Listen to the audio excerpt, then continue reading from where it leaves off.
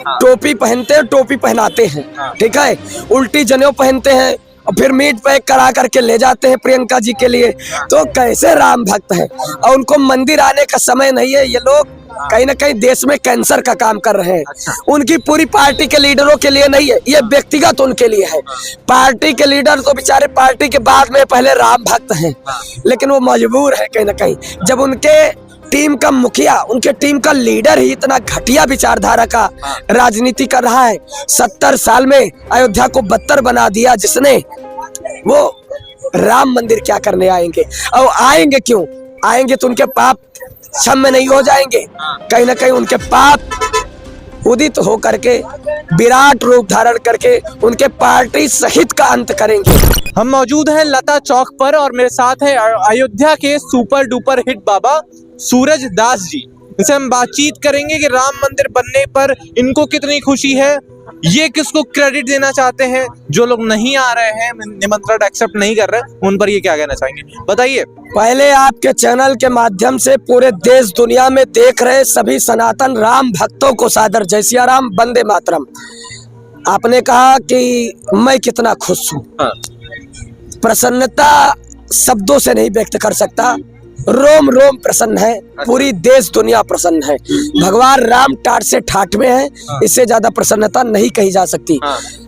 आज मौजूदा जो वर्तमान सरकार है, कहीं ना कहीं उसका योगदान है। उसके साथ राम जन्मभूमि आंदोलन में सभी शहीद राम भक्तों का भी 100% योगदान, चाहे वो कोई भी हो।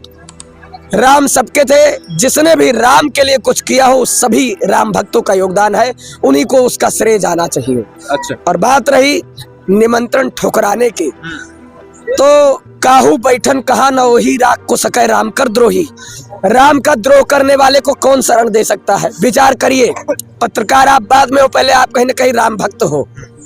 अच्छा देखिए, जो कांग्रेस के नेता है, मैं सीधे नाम लेता हूँ, कांग्रेस के बड़े बड़े नेता हैं, उन्होंने कहा कि हम 22 जनवरी को नहीं आएंगे अयोध्या, हम नहीं आएंगे, हम राम में आस्था रखते हैं लेकिन हम नहीं आएंगे 22 जनवरी को, क्योंकि देखिए वो एक्सीडेंटल राम भक्त है। वो राम भक्त है ही नहीं, वो एक्सीडेंटल राम भक्त है। अब वो गंगा घाट पे गंगा दास वाले हैं, जमुना घाट पे जमुना दास। टोपी पहनते हैं, टोपी पहनाते हैं, ठीक है, उल्टी जनेऊ पहनते हैं और फिर मीट पैक करा करके ले जाते हैं प्रियंका जी के लिए। तो कैसे राम भक्त हैं? और उनको मंदिर आने का समय नहीं है। ये लोग कहीं ना कहीं देश में कैंसर का काम कर रहे हैं। उनकी पूरी पार्टी के लीडरों के लिए नहीं है, ये व्यक्तिगत उनके लिए है। पार्टी के लीडर तो बेचारे पार्टी के बाद में पहले राम भक्त हैं, लेकिन वो मजबूर है कहीं ना कहीं।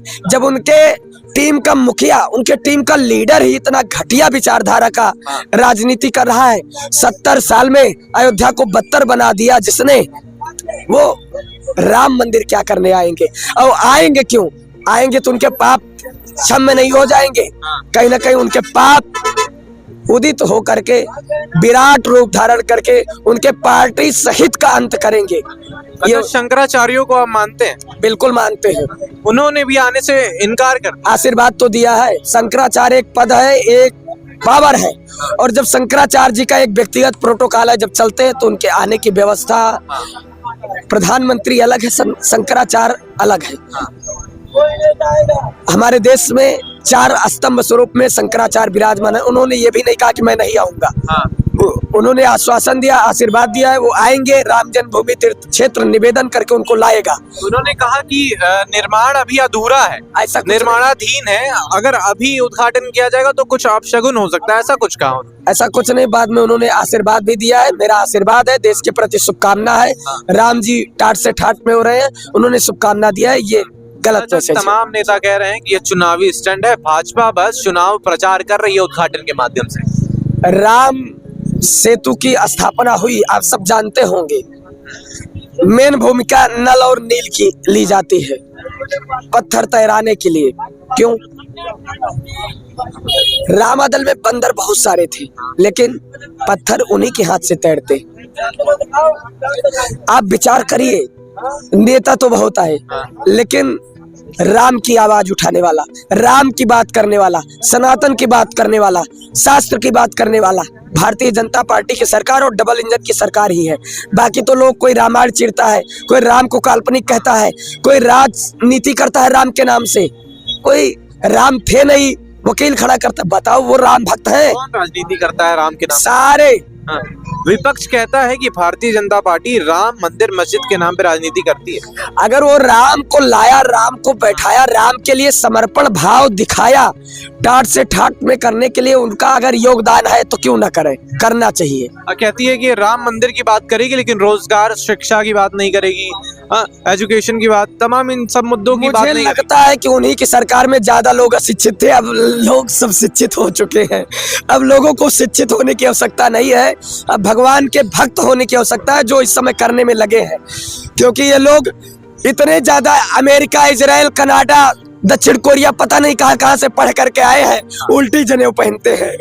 अब कम से कम लोग सीधी जनेऊ तो पहन रहे हैं, कम से कम लोगों को चंदन लगाने में तो शर्म नहीं आ रहा है, जय श्री राम कहने में शर्म तो नहीं आ रहा है। तो कहने का मतलब इनके पार्टी की जब सरकारें थी तो इनके पार्टी के सत्ता के समय ज्यादा लोग अशिक्षित थे, अब लोग शिक्षित हो चुके हैं। क्या लग रहा है इस बार प्राण प्रतिष्ठा समारोह में कितने लोग लगभग आएंगे? जितने लोगों के पास निमंत्रण गया होगा उतने लोग आएंगे, विपक्ष तो नहीं आएगा ना, ये तो उम्मीद हम नहीं कर सकते ना। और चाय वाले के बाद गाय वाले को हम लोग लाने वाले हैं, चाय वाले के बाद गाय वाले को हम लोग देश का प्रधानमंत्री बनाने वाले हैं। अच्छा जी, मतलब इस बार 24 में आप किसको प्रधानमंत्री बनाएंगे? 24 में तो मोदी जी बनेंगे, चाय वाले के बाद गाय वाले का नंबर है जी। ठीक है, बहुत बहुत शुक्रिया आपका। जय श्री